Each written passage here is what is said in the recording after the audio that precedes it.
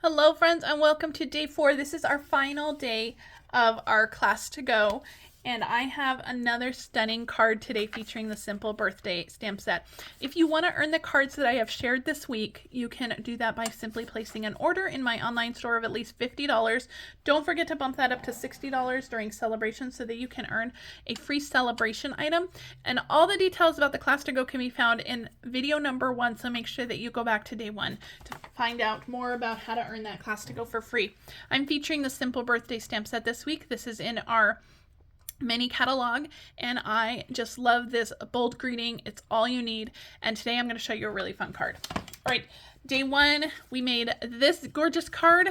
This was day 2, and day 3 was yesterday. We made that one. Today we're kind of mixing it up a little bit.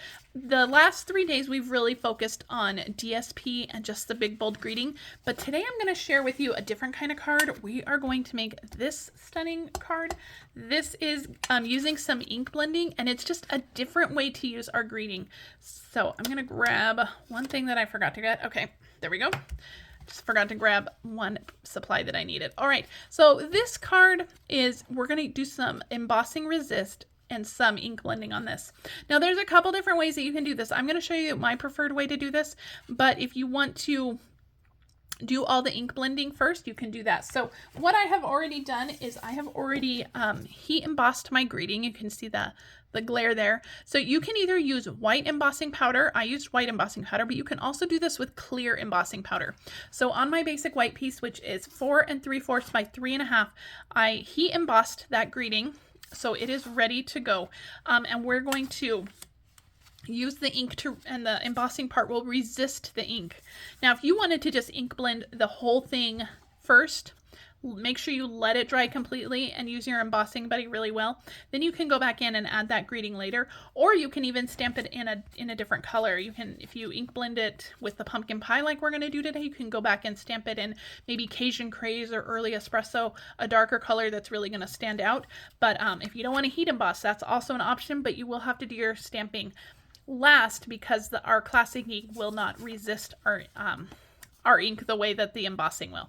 So I've already done my heat embossing, so we're going to do some ink blending. So I have some pumpkin pie ink here, and I'm going to use my glass mat. I'm going to utilize this to its full benefit today, and I'm just going to press my ink pad down onto my pumpkin pie needs to be re-inked. I'm going to really press this. I'm going to press a big pile of ink onto my glass mat here, and I'm going to grab a blending brush. Now our goal here is I want it darker on the top left, and I want it to gradually get lighter. So I'm actually going to start on the top left. So this is where my happy is, and I'm going to have to keep adding ink to this because I can already see my poor pumpkin pie ink really needs to be re-inked. Okay. All right, so I'm going to make sure to get this nice and inky, and I'm just going to pretty much drag it from that pile down into the paper here. And by starting this way, we're going to make sure that we are darkest in this corner, and we're just going to gradually go down. Now, of course, we're going to have to keep re-inking, but it's going to ensure that we are getting that corner much darker. I should have pulled out my re-inker. This is going to require some arm workout, guys. So I'm just slowly moving down all the way to the bottom of the card. And the more you keep going over these areas, the darker they're going to get. I'm going to need some more ink. The darker they're going to get, and the lighter it's going to get down at the bottom. Now I want this to be pretty saturated, so we're really going to work this. This is probably why my ink pad needs to be re-inked, because I've done a lot of ink blending with this one. So, all right. Don't be afraid to really saturate this. And now you can see it's not resisting it bright white like this, but I'm going to show you how we're going to get it bright white. But you can kind of see it starting to resist. All right, I'm going to pull out my re-inker real quick. So we are going to get a little crash course in re-inking a stamp pad. So I have my pumpkin pie re-inker. Let's just take we're going to take a pause real quick, and I'm going to grab my pumpkin pie re-inker. And the way I like to think of this is kind of like frosting a cake. I'm going to make little lines on my ink pad. I'm squeezing my inker a little bit. I'm making little lines on my ink pad. And you want to be careful when you're adding ink. You don't want to add too much because then it's going to be real juicy. And then I'm going to take a bone folder. You can also use like the back of a spoon. And I'm just going to kind of blend that in a little bit. Just like this. And if you need to add more, you can add more. And those lines will pretty much disappear as that ink gets kind of soaked up. I'm not going to add too much now because it's going to get super saturated. But, oh yeah, I can already see. That is worlds better. So let's keep blending. Worlds better. Oh my gosh, that is night and day difference, guys. All right. I want to make sure that I get this corner nice and dark. And again, we'll work our way down. If your hands are getting real inky from touching it, you can either wear gloves if you don't want your hands to get inky, or you can even use a Post-it note to kind of hold your paper down. Now, as we get down here, I am gonna turn my cardstock so I can get a good grip over here, but I'm gonna go very light over here with the ink because again, I don't want it super dark, but we need to have it dark enough that it's going to be resisted. I'm gonna pick up some of that ink, but a super light touch. I don't want it to be super dark. And the more ink that you put on here, the more it's gonna blend. If you have some harsh lines, just keep adding ink and it will all blend out. I promise. All right, let's go back over here. I'm gonna add some more up here. Really wanna make this side really dark. All right, I think that looks good. All right, perfect. I really like that. All right, now before we move on, I want to grab a baby wipe.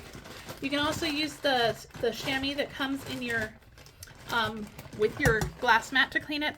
I like to just grab my baby wipes. Those are always handy. And I'm just going to clean all this up. Clean this ink up really quick and clean up any ink on my hands. Perfect. Okay. I'm gonna give this a second to dry. And I'm going to grab, you can get a paper towel. I'm gonna grab a baby wipe. And I'm going to very lightly, on our card, I'm just going to very lightly go over those, that embossed area. And that's really gonna bring out that embossing. And I'm not worried about if this kind of smears the ink around it, because that's going to just give it more of that same watercolor look. But if you don't want to use a baby wipe, you can absolutely just grab a tissue or a paper towel, and that'll work the same way. All right, let me close up my ink pad and my re-inker here, so that we don't end up making a big mess. And I'm going to grab a baby wipe and just clean off my bone folder so that it's ready to re-ink another one. All right. So we have our paper here, our greeting. Now I'm going to do one more thing to it. I'm going to grab my Cajun Craze Stampin' Blend.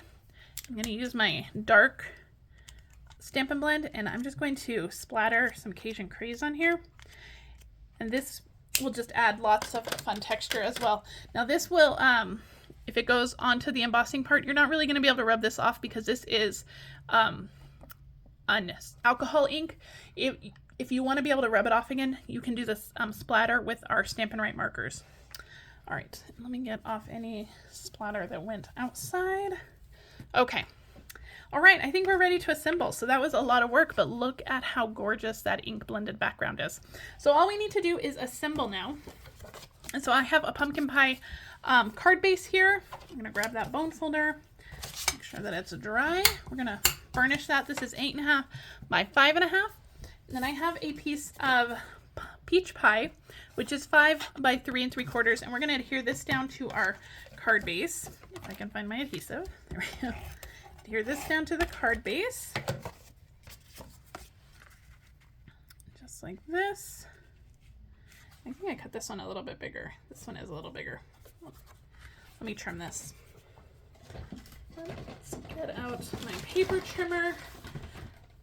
So this peach pie piece is supposed to be 5 by 3 3/4. Okay. Perfect. Let me move that. All right.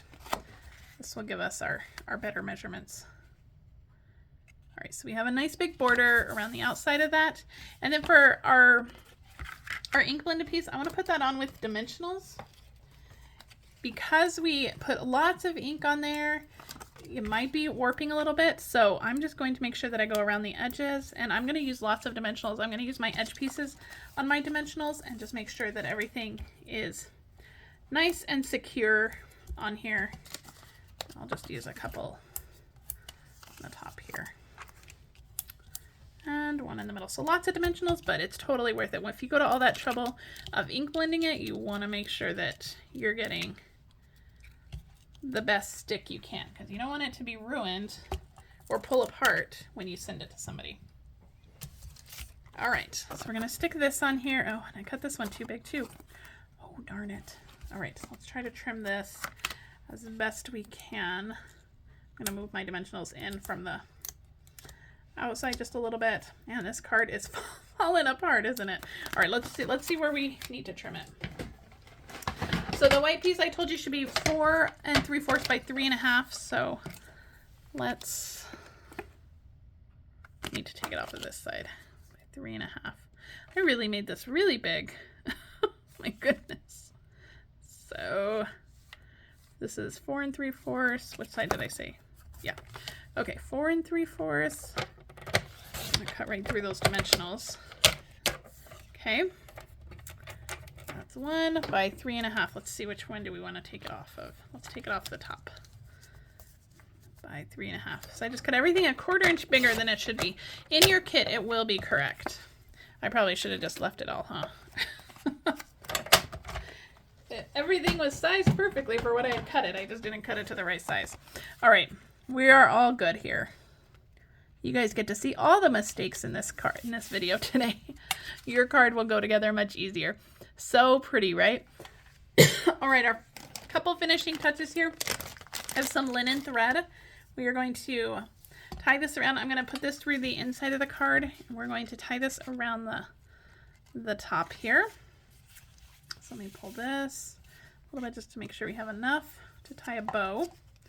I'm going to tie this. I'm going to do an anchor knot. So I'm going to tie this into a knot first, and that's going to help me get everything where it needs to be. Just like that. And then I can kind of adjust this to exactly where I need it to be, or where I want it to be before we tie our bow. So then we'll tie our bow. The linen thread is nice and thin, so it's not going to interfere with postage. So don't worry about tying that anchor knot. And then we'll trim the ends there. All right, and finishing touch, we're going to add some of our sequins. Now, if your order is over $150 when you earn this class to go, you're going to get a full package of these neutral sequins completely free in your kit. And if your order is under $150, you'll get plenty for all of your projects. All right, and that completes day 4. I hope you guys had fun with this emboss resist and all the chaos that came with it. Make sure that you subscribe to my channel so you never miss a video. I'll be back later this month with another fun class to go. If you do want to earn this simple birthday class to go, make sure that you are placing your order by February 14th to get the class to go for free. Make sure to subscribe to my channel, and I will see you guys in my next video. Bye-bye.